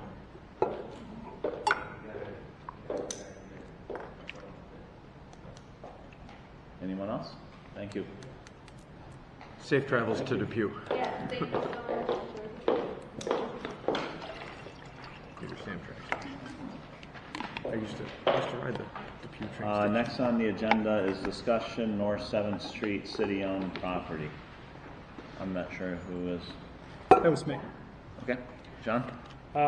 Well, again, just following up on any comments or ideas as far as, just as a reminder, the North 7th Street property, the property has been demolished. The sidewalk is non-existent and has barricades up on it. The property itself needs some TLC. And I was looking for maybe some ideas or concepts that we might be able to tackle, either Mayor or Bob or whatever your ideas. I've asked Bob to. He's going to say goodbye to his friend. Oh, go ahead. I asked Bob to take a look into this here, and we had a couple of discussions on what we could do. I came up with a suggestion that why couldn't we build a temporary wooden structure to take it down the street with a barricade on the side that would go over the edge, and until we can come up with a more permanent solution there. So I believe Bob is looking into that now, and we do have to get the property cleaned up, and that'll be as soon as we get our crews who have been very busy with resurfacing and stuff, we'll get that taken care of. Something like a bridge type? Like a bridge type thing going down for now, with on the side that would go over the edge, the rail. Yep. You know, so that nobody could fall over that, and Awesome. until we could see what we can. It's going to it's going to take major. You know, I mean, it's building a wall. Let's face it. Right. There to rectify this situation. So, to a temporary solution until we can get a better handle on this, we can do that. Bill, I think that's a fabulous idea, and I think that at least provides safety, some stability there. It'll alleviate some of the neighbors, their concerns that abut that property. They're like, because the biggest issue or complaint I was getting is, the city wouldn't let me get just not have a sidewalk. So I think that's a great solution in the meantime. And then also I think maybe being proactive on whoever the property owner is, where it's happening on the adjacent side of the street. You cross Sullivan Street, and it's starting to happen there, the erosion. Maybe there could be a corrective action put in place that we could maybe work with the property owner on or something. But real cool idea. Well, the alternative would be is to permanently block it off, and that's just going to be that's going to send people across the street. And I don't know if you've ever tried to cross that street in the wintertime, but when that's real icy, it's a challenge. So. Cool. So, Bill, is that going to be done before school starts back up? Do you think? I'll get with Bob on that. We got to come up with a cost factor, so see if what we need to do there, and get it taken care of. But short answer, I would hope it would be yes. Great. Yeah, because that is, as you guys all know, that's a heavily utilized traffic area there, walking area. Great. Very cool. Anyone else on that one? Moving on, there's no committee reports, correct, Stephanie? Correct. I make a motion to adjourn. Do I have a second? Second by Alderman Doherty, I think. All in favor? Aye. Aye. Any opposed? This meeting is adjourned. Actually, I gotta look at my sheet to figure out if I'm on a committee or not. So. Huh? Get grab the sheet. Oh, Yeah, ditto. oh, you don't happen to have that policy on your thumb drive, do you? I just emailed it to you. Since we're going to take a couple minute break, would you mind putting that policy? I just emailed it to you. Could you put it on that thumb drive so we could pull it up, just to remind everybody? So that's Fred's presentation she's putting in? Yes. So we're going to have the fiscal year at year end, and then. And then the policy, right? Yeah. And that should be just a quick. That one should be quick. Sounds good. Hopefully. Well, the reason I ask is because 7th Street goes down to the middle school. A lot of kids are down Oh, there. yeah. Oh, no, that's not what you're doing. Absolutely. Yeah, I've had other people say, the city's not paying gas, so why are you doing that? What do you think, Nate? I have 8 sonic people. Summer's slipping away. Boy, it is going fast. I'm running fast to catch up with it. Holy cow. There's a lot we want to do, It and is almost August. we're counting the weekends. There's only so many. It's just too bad that we couldn't take Oh, no. I haven't been home. I've been trying No, to and maybe that's one of the. Maybe that's a high end. go here, going there. Last week I went down to the and the girls, Springs played West Macro over in Cornell. They were on each on different teams. Oh. And different age groups. They played up with some friends. And Dan they took first. And Sophie played in her age group with the different groups, and they took second. That's great. So they played all weekend. They played over there, yeah. So we went over Saturday. We didn't go over Sunday. I had a taste of all of it. What a crowd there. I wonder what the additional That cost was a is. great crowd. That's great. Could just extend Several it of from. them. That's fantastic. Yeah. are they gonna continue that each year? Yeah, we've been running like a bunch of crazy people. Well, yeah, Custom or graduation parties. there might be, I'm sure there's always, street friends and Producer, Tommy Singer. Oh, yeah? Yeah. I just find that. I did too. I thought of a great idea though. What if we got a group of people together that want to put in maybe a community garden or something right on that city-owned property and create like, you ever seen like, you've seen cake steps that go inside of like a swimming pool, right? Like a big wide Our step that daughter's comes down into a great swimming when pool. it comes to when she knows. We'll do the same thing with railroad Come ties. by with her kids and say, For 7th Street. a few minutes, I gotta go do On this. 7th Street, create something with railroad If ties. you ever need help Raise babysitting, flower beds talk and to set Brian. up to create a retaining wall as well as. They're at the house all the time because of pool.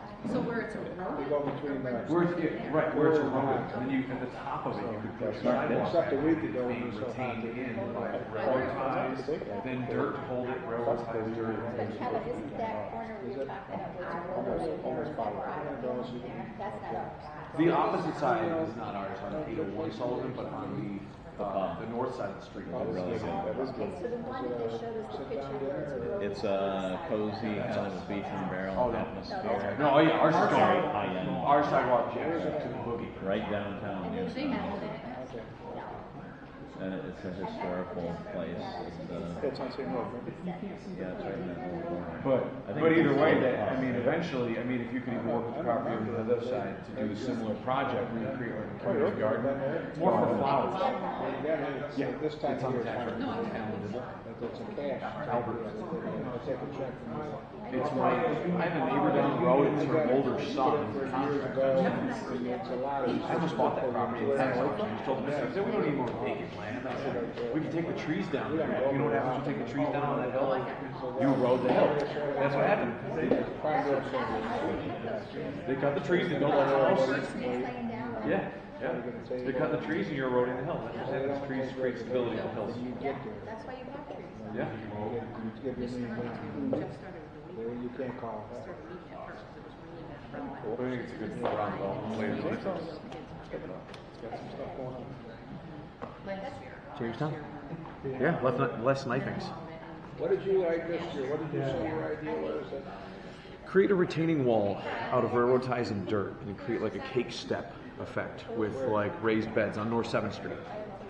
So like kind of start them out low and then build them. Like So Machu Picchu. kind of, yeah. Like I mean, That could be a long-term fix. yeah. I mean that would hold it in place, and then you could have like like community flower beds or something. You know what I mean? Where people go and it adds character to the neighborhood. Eventually, if the city Yeah, were you need to to stabilize that bank. yeah, and That bank's just always going to wash out. pile dirt there, and I mean, railroad ties are essentially like they're like telephone poles or pressure treated Except they're wood. illegal in New York. You can't use anyone to put us all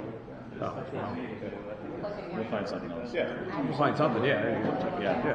But I mean, that's an easy way you get the community involved. Like And, concrete retaining rectangles.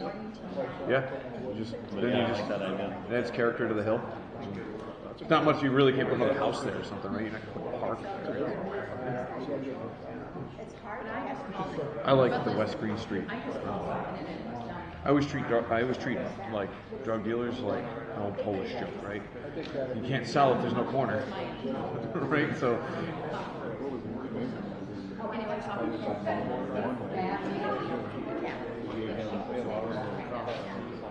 Like she'll tell you, we have approved one of the mistakes. Once they came up, it was pretty much I kind of wish that the South Union intersection was signal. I go up and see her. like Lawrence Street, Yeah. like how Lawrence meets Union. I like the continuity. You know, we're going to have this whole beautiful street, a lot of different places. Yeah, And, I'd kibosh that. let's go all right, guys. Come this far. Let's go all especially with that city center. Yeah.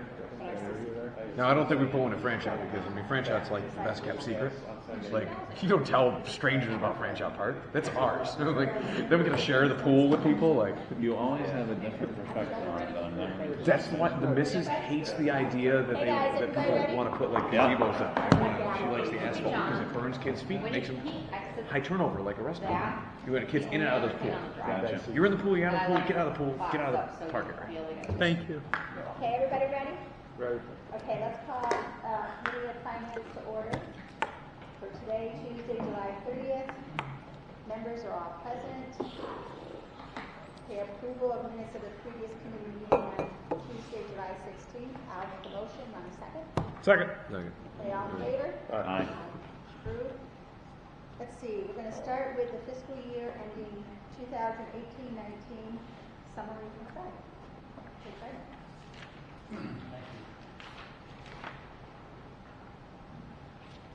DWB was here for 2 weeks. They give you an idea what the process is. I give them all of my in-court information. It's about 950 pages of general ledger detail for water, sewer, general fund, capital funds, debt service, everything, and they review my records. They do a lot of testing, et cetera, and the numbers that I gave you yesterday in the email reflect the BWB numbers up to this point, and it's very important. Again, these are just tentative numbers. BWB will, Justin Eisman will take his information and go review it with Dave Buchanan. Dave Buchanan will make any suggestions or adjustments, and I guess you could say Dave is the final sign-off of those numbers. So everything that I emailed you concerning general water sewer are their tentative numbers. I'm not sure exactly what you're looking for, but John said a couple of weeks ago and highlight what happened last year. And the general fund, we had a great year. We're going to add about $340,000 to surplus. The main drivers were our sales tax revenue was $256,000 higher than the prior year and $121,000 over budget. The ambulance revenue came in $24,000 over budget. We raised property taxes that generated $81,000 more than last year. We had, again, without going over all the individual lines, mortgage tax revenue came in over budget. Had a great year. The rec center, $38,000 over budget. We hope that healthcare costs continue to be manageable. They came in under $11,000 over budget. Pension costs came in $28,000 over budget. We actually, if you subtracted the net of litigation costs, our expenditures were actually $85,000 lower than what we spent in 17-18. So that's real good news. Any question on the general fund so far? A good year. Thanks to, in part, to the department heads trying to manage their budgets and some of the things we've all talked about. Now the not so good news. Water fund, if you looked at the original budget, we projected a loss of $150,000. Tentatively, it looks like it's going to be about 205, which is 55,000 more than projected.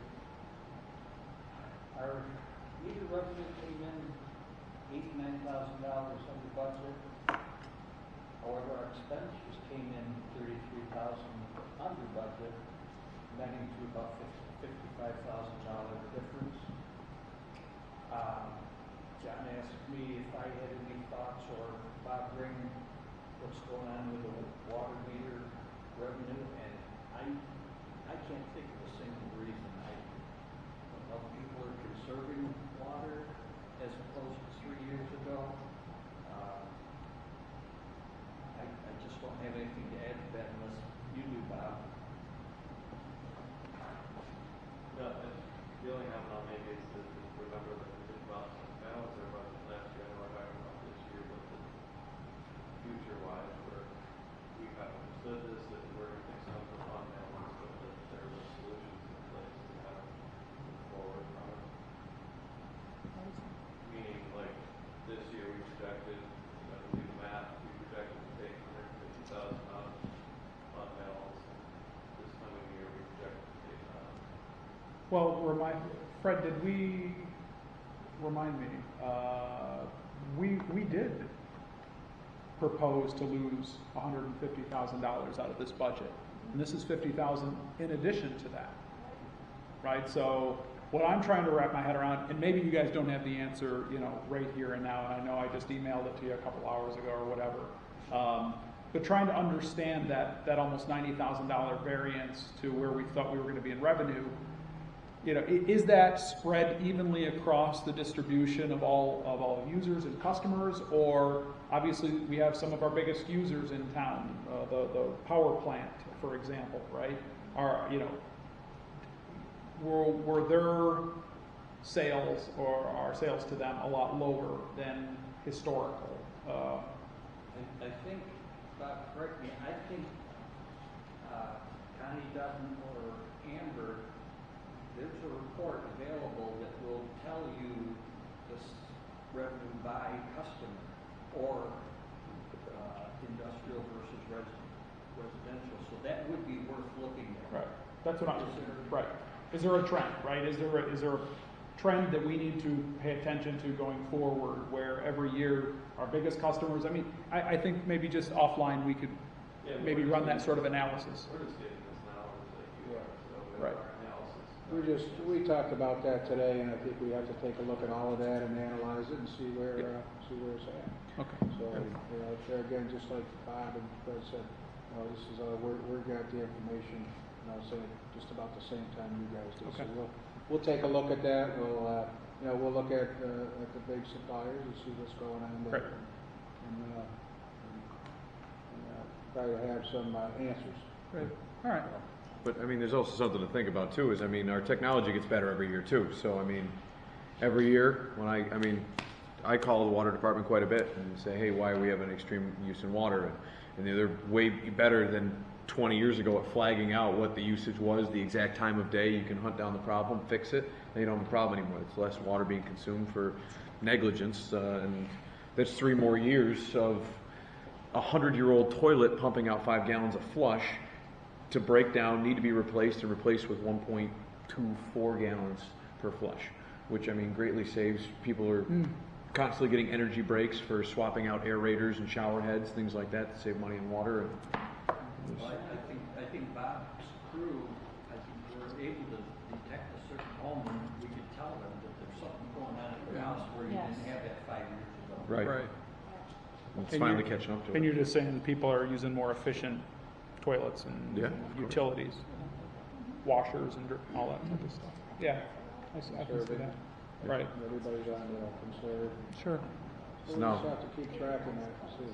So now, then that leaves the only negligent uses to be, where the missing water is, right? That if that becomes the biggest use of water, it's the unbillable section, which, is an inevitable. Well, Albatross. I just put some water in my pool, Bill. So Me too. trying to Thank you. I've been watering Okay. the plants. trying to help out. There's Pete. All right. My grandkids are helping out. They flush the toilet a lot. So. All right.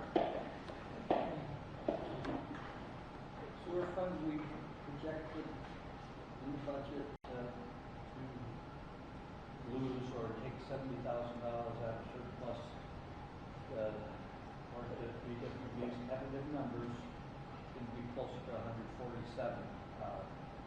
The sewer revenue came in 25,000 under budget, and our expenditures came in 52,000 over budget. Again, John asked quickly if I could pinpoint, what the difference is. And I know one reason, and I think Bob has an explanation. We've come to the conclusion that the new plant is using up or taking more electric. It's costing more in electricity to run the new plant than the old. Our electric bill was well over budget. We added, with that in mind, we added $55,000 to this year's budget on top of what was budgeted the year before. So I hope that discrepancy isn't as bad next year. We may see something out of the solar energy credits to help offset that, but that's another discussion. But, Bob, would you like to maybe comment on what you were at? Just keep in mind, last year when we budgeted for the sewer fund, we didn't anticipate doing the generator project. We didn't anticipate doing additional sewer lining, which we did. And that, with those both transfers of 95,000 and 25,000. So that accounts for 120,000 out of 147,000 projected out of the sewer fund. Okay, that sounds good. I'm sorry, Bob, could you repeat that? Sure. Remind me. The council approved two projects that we transferred out of fund balance. That was the generator project for 95,000, and then additional sewer lining of 25,000. Equates to 120,000. That's 120,000 for losses that's being displayed. Yep. We used all of our contingency last year too, which doesn't happen every year. So that was compared to other years at 75,000 that we might not have spent the year before or the year before. We did do a lot of things. I just have a quick question about, when we were talking about the solar energy coming and helping the city, we had 6 buildings that we are going to service that. I think that's what you were saying. Is the sewer plant one of those or no? We have, I can answer that. Okay. We have 62 accounts that the solar plant will be, the solar farm will be applying credits to. Okay. We're going to try to narrow that down after the first. We have to go a year before we can look at even narrowing that down. But yes, the sewage plant is one of them that is good. And we won't, we're getting into that process now on how much net metering credits we're going to get, and what we're going to try to do after a year is narrow them down so we don't have all of these accounts, and our bigger accounts is the ones that will get the net metering credits. That makes the most sense. Yeah. Okay, thanks. Is that generator? I don't know where it came out of fund balance, but the light and power, what Fred brought up. Is that just because we were last year we budgeted for 280,000, and year-to-date actual is 377,000. So are we finding that the sewage treatment plant is using that much more electricity? I don't know. I need to look at Okay. I don't see this raise or usage. Okay. Okay. All right. Thank you.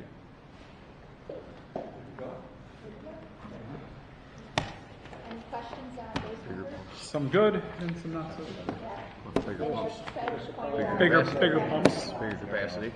It's got to handle more. You kick on the motor that's bigger and you peak drop. Oh. Okay. Moving on to unfinished business, I'll turn it over to John with the PL 02-19 to amend the City's Code of Ordinance, Chapter 2, Article 6, Division 3, Audit and Compliance Committee Reporting Policy. Okay, so just as a refresher, maybe, I'm not going to run through this entire thing because nothing's changed. We did go into this in detail, but I wanted to. Do I have to do something? Did you unplug it? On the right. It says an HDMI. Just unplug it and replug it back in. There. Took them a minute too. Okay. So I just wanted Long to distance bring this up. This pertains to a change order policy for capital projects, as well as being provided capital project updates. So I know it's been maybe a month since we went over this. I reached out to Bill. Bill came back with no requested changes to this. So I will be, unless the council has any comments or questions, I will be asking to push this forward.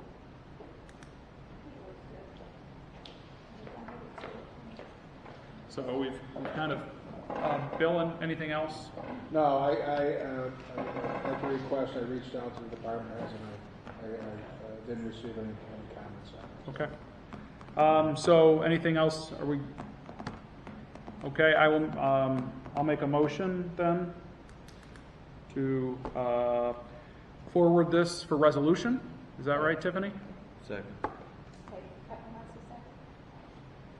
Okay, all in favor? Aye. Anyone opposed?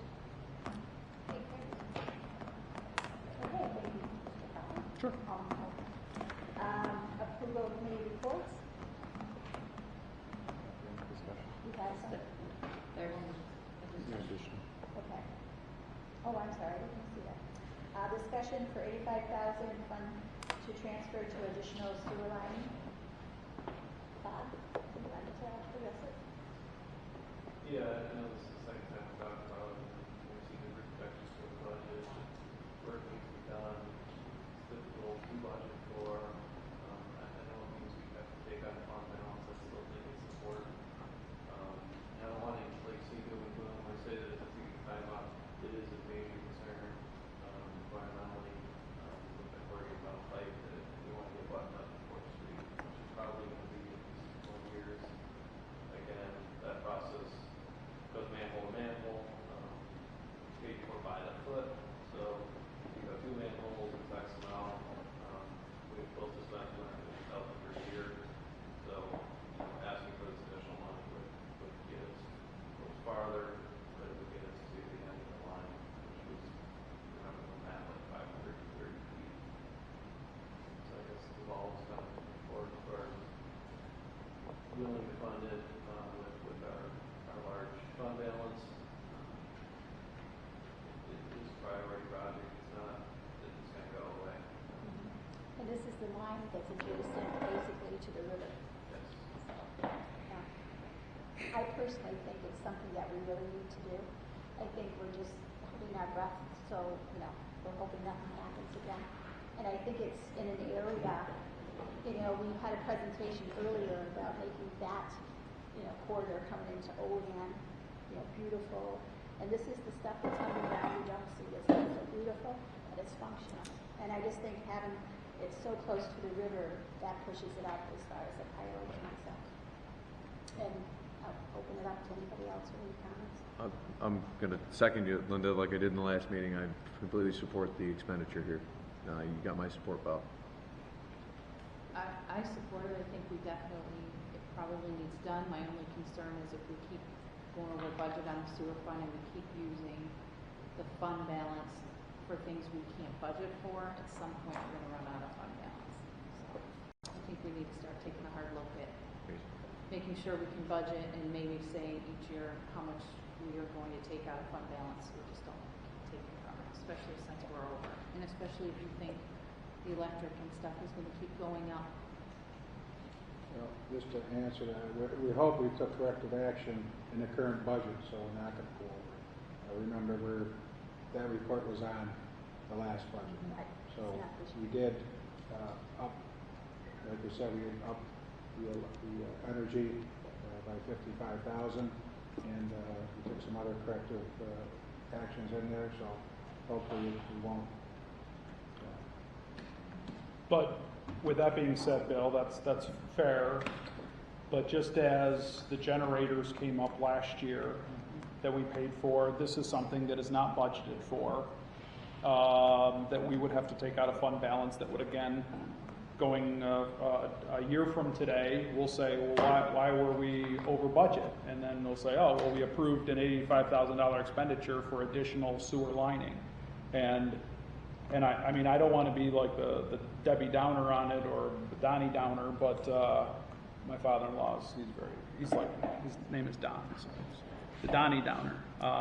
But my point being, it concerns me. There will always be something that needs to be done. We do $250,000 worth of sewer line replacement every single year, as we're ordered to.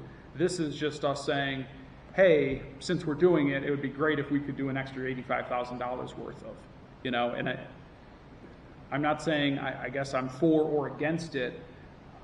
To echo what Kelly's saying, I'm concerned about the long term. We keep tapping into it for this reason or that reason, and then the alternative, once that fund balance is depleted, because as far as I'm concerned, I saw up there decreased usage, right? Decreased revenues. So if revenues are constantly going down and our costs are going up, that means the fund balance gets depleted, which means we got to start jacking up sewer and water rates faster than we would like to, right? And so, I mean, I guess I would take more of a conservative approach. I mean, if there was an emergency situation, kind of like what we were faced with the generators, where sewage was being dumped into the river,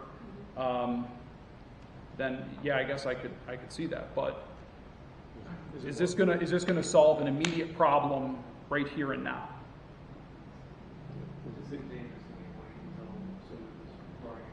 That was going to be my question. Is it more costly to be reactive in this situation? Oh. And then also, did the generators cost us more money because we had to have Sure. them put in on a pinch notice instead of getting an actual decent bid that's put out there? So if this section waits until next year when we have to do $250,000 worth, I mean, I know you use the phrase ticking time bomb, but I mean, we say that a lot here. Yeah. Is it always the correct? I don't know. Put it? Nah, usually not. We should budget for a bomb squad. It's always everything's a threat to health and humanity. Yeah. Nate, When it's in our ward. do the last one. And Paul. I think our decreased usage, no one has a crystal ball, but I have a feeling we'll see that trend continue because people like to conserve. And I don't know if it was brought up tonight, but every time we raise water rates, and I understand why we do, there's things to pay for. Every time we raise water rates, we discourage people from using water.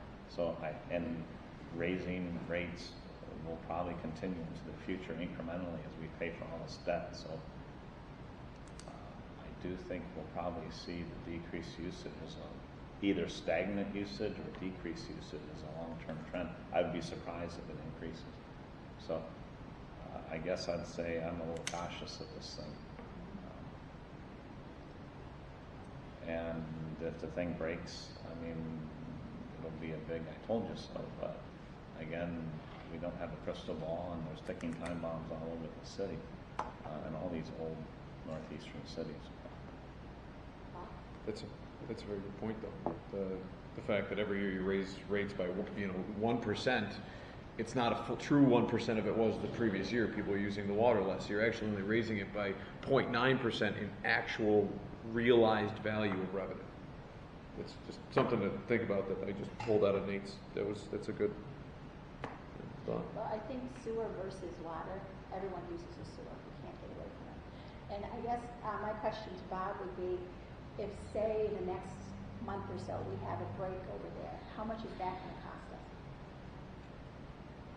The same amount or more, because it's going to have to be something we have to do quickly. I'm sure there will be more, and I think my exact phrasing is I don't want to use the word ticking time bomb or sound, like doom and gloom. I mean, I'd like to hear examples of where there are ticking time bombs. I mean, our plan is taken care of. We have to move into our distribution network now. We have to fight inflow and infiltration. It costs money to treat that every year. This is our plan. We see this laid out for us. It is one, of course, that we run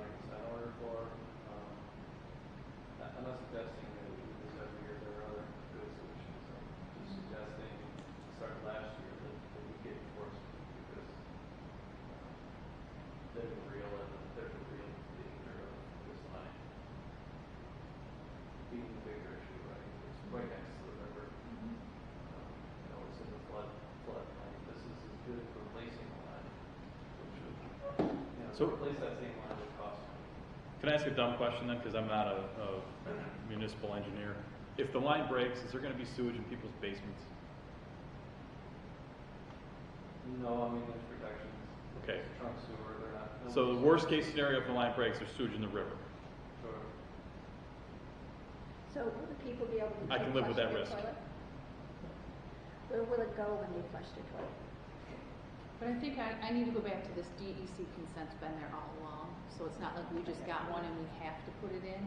I think that was the point I was trying to make last week is if this wasn't a new consent order and we knew, this is, I guess maybe what Alderman Crawford said is that this is just something we want to add on to because you feel like it's a necessity. I'm not negating whether it was a necessity. But again, if we knew we were doing this and there was a potential to add it on, I guess I'd go back to the budgeting. I just have an issue continuing taking it from the fund balance because there is going to come a day that it's going to be gone. And I'm not sure that we can continue ever go back to a day where we can increase water. I mean, obviously it can be done. Water and sewer rates 5 and 6%. I mean, I just don't think that's fair. So.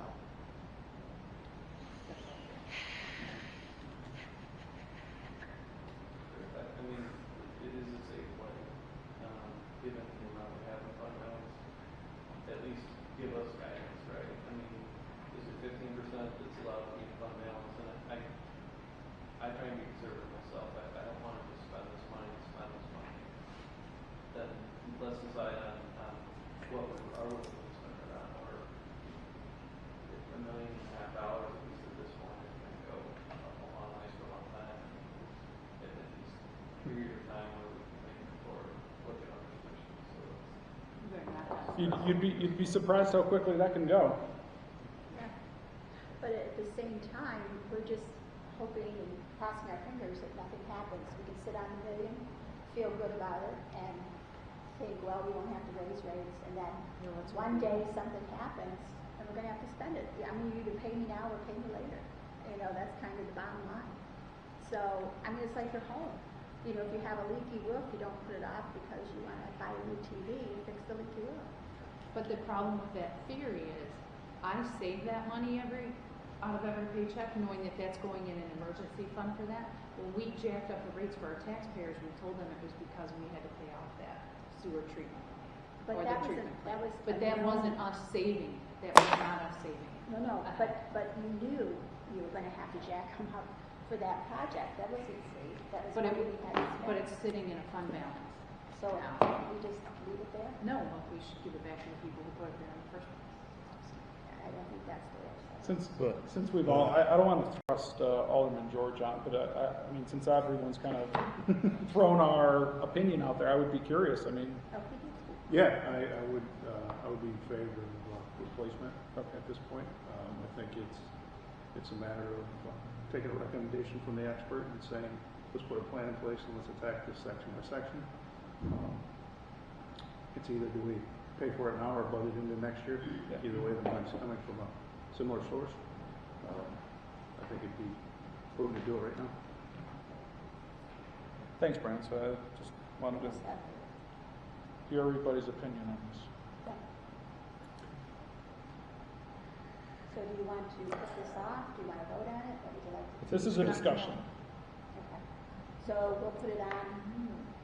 Well, Someone would have to step forward and if I mean, it's not a formal resolution, so unless there's a formal resolution put forward. And I know you're looking for some direction. You guys can. We will talk. But, you know, I think one of the answers to the problem we seem to be having is if we had even a 5 or 3-year capital planning project in place that I would agree. show us what we're going to be doing. I agree. And I think that's what Bob's trying to hear, you know, not force us into, but guide us into. And I think that's his job. And we have to respect his thoughts and his concerns. I don't know when these lines, I mean, when do you think the last time those lines ever were replaced or any attention? Right. I mean, I guess I could live with it if I could see my concern along with Alderman Adriano, is the depleting fund balance, right? And so if we are on a track of we're going to have to be tapping into it for $150,000 a year, plus or minus, for one-off projects like this, taking $200,000 out of the fund balance a year, how is that? How long can we sustain that? That's all.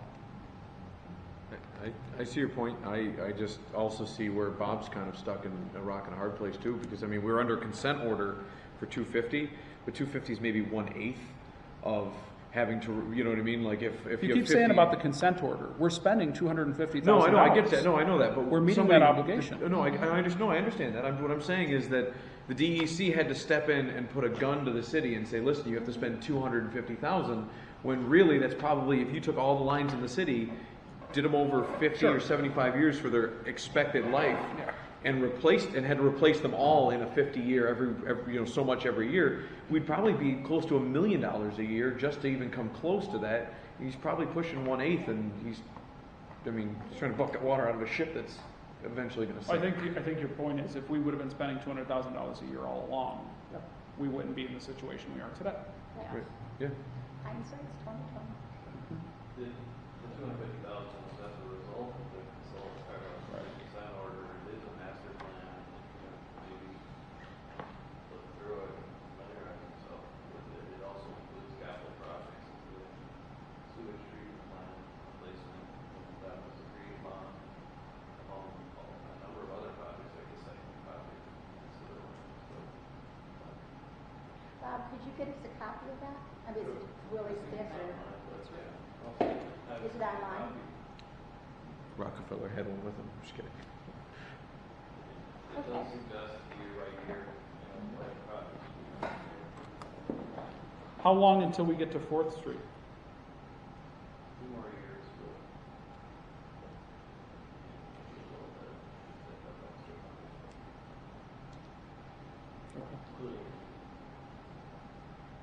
Okay.